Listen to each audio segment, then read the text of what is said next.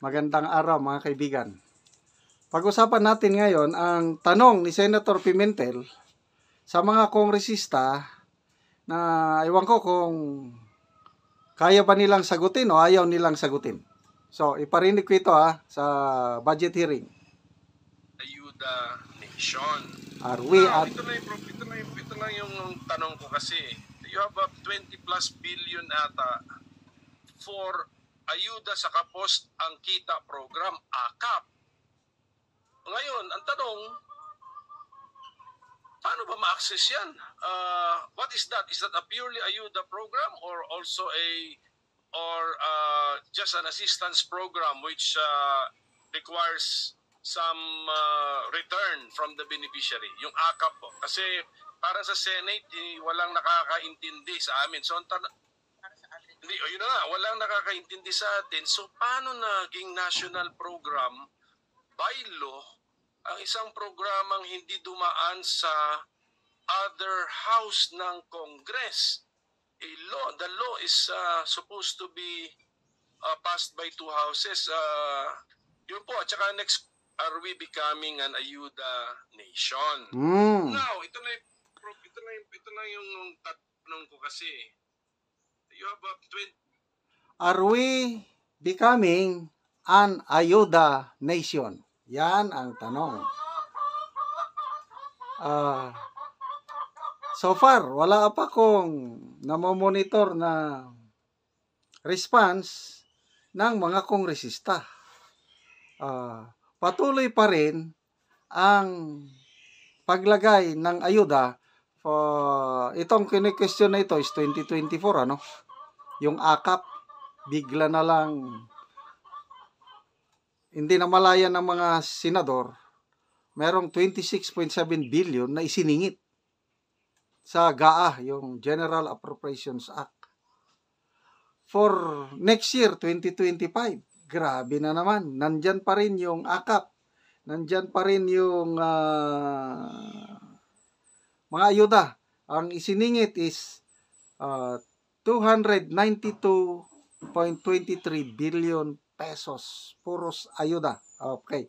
Pakinggan natin itong balita ng UNTV. 292.23 billion pesos na halaga ng individual at institutional amendments ang pinanukala ng Small Committee ng Kamara para sa 2025 National Budget.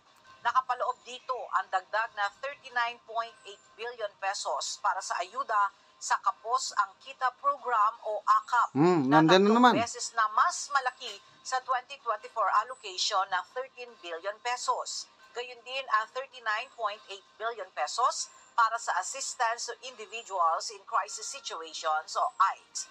Mayroon pang ibang social programs na ipinapanukhala ang Small Committee na paglaanan ng dagdag na pondo gaya ng Sustainable Livelihood Program, tulong panghanap buhay sa ating disadvantaged, displaced workers o TUPAD, Government Internship Program, scholarships at iba pa.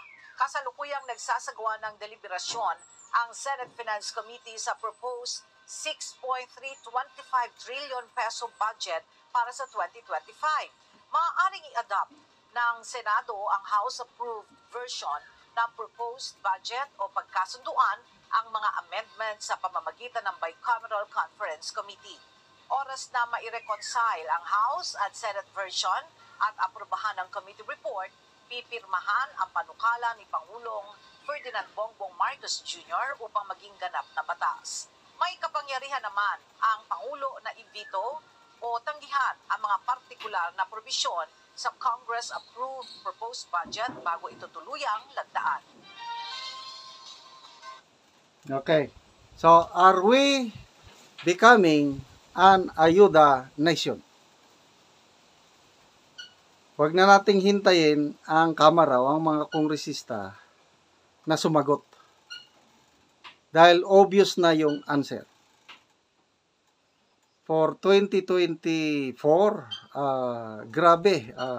Mayroong statement ang House of Representatives na umaabot ng 400 plus billion pesos ang gagastusin para sa ayuda. And next year, ito, dagdag yung 292 2.23 billion. Puros yan ayuda. Ayuda. Na yung kine-question na ito ni Ted Filon sa kanyang mga programa. Ano ang kasi yung beneficiaries pwedeng magdubli-dubli. Example, yung 4-piece. Dati naman yung 4-piece, talagang yan ang mga poorest of the poor. No problem about that. Tuloy lang.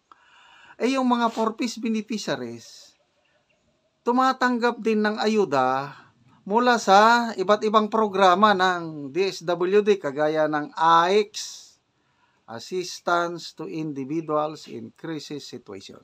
Yan, every 3 months nakakatanggap yan. Iba't ibang may medical assistance, may transportation assistance, food assistance, funeral assistance, basta mga emergency. And then, 4-piece, AIX, meron pa yung AKAP. Ano yung AKAP? Ayuda para sa kapuspalad. AKAP. And then, meron pa yung, yung mga programa nila. AKAP, meron pang Sustainable Livelihood Program. Merong tupad. Ano naman tong tupad? Tulong pangkabuhayan sa mga disadvantageous persons. Puros mga and then scholarship. Doble-doble ang programa na puros ayuda. Ang tanong, billions of pesos ang ibinibigay. In the long term, nakakatulong ba ito para maiahon sa kahirapan ang mga kapuspalad nating kababayan? To me, it's not. On the other way around, natuturuan sila na maging tamad. Puwera de los Benos kasi yung 4-piece, maraming mga nagrereklamo na nagiging tamad yung mga beneficiaries. Dito sa aming lugar, sa farm namin, nakikita namin. Nung wala pang 4-piece, masipag sila na magtrabaho. Yung inadlaw na trabaho. Nung may 4-piece na, wala na. Sitting pretty na lang. Kasi naghihintay ng allowance nila sa 4-piece. Yung 4-piece, nadagdagan pa ng iba't ibang tulong galing sa Ayuda Nation. So, kakatulong ba? Siguro sa iba, kakatulong. Kaya lang, I believe, ang nakakarami dito, nagiging, na sila, nagkakaroon ng dole-out mentality. Tanggap na lang tanggap, hindi na masyadong magtrabaho kasi nandyan naman yung ayuda galing sa gobyerno. So, ano ang dapat gawin? Yung masinsinan, yung totohanan sanang programa na don't just give them fish, but teach them how to fish. Paano? Example na lang, yung nakakasubaybay sa ating YouTube channel, na yung ating income, charity, tinutulong natin. Nakapili tayo ng isang community, yung Tent City, yung mga member ng Talandig Tribe sa Bukidnon, na dati nakatira lang sa mga tent, tinulungan natin. So, noong una, ayuda, nagbibigay ng pagkain, pabahay, kasi wala silang matirahan na maayos. But later on, tinuruan natin sila how to fish.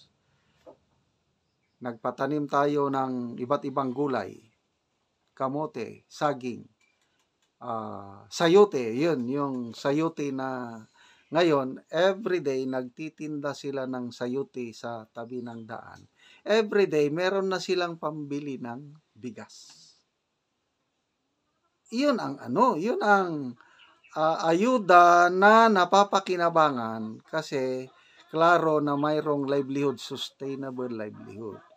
So, maliban sa sayote ngayon, malalaki na yung tanim nila nga saging lakatan. For every family doon, target is 100 ka seedlings o punuan ng lakatan ang target. 22 families o kanya-kanyang tanim. Iba't iba ng stage ng pagtubo dahil hindi sabay-sabay ang pagpananim. So, ang lakatan po, mahal na ang kilo sa market. I don't know sa inyo, sa amin dito, 80 pesos ang kilo ng hinog na lakatan. Yung farm gate price ng lakatan is 40 to 50 pesos. Wow! Kumpara sa sayote, 5 pesos lang ang lakatan. Yun po ang tunay na pagtulong na hindi forever na nagpapalimos. Sana, I don't know kung magawa ba yun ng gobyerno. Wala eh. Hanggang ganun lang. Ayuda na lang. Asenso ba? Bayan, babangon muli ba nang dahil sa ayuda? Kayo na po ang humusga. Kaya lang, yun ang style ng administrasyong ito. Ginagawang, I don't know, pulubi ang taong bayan. Ayuda, ayuda, ayuda na lang.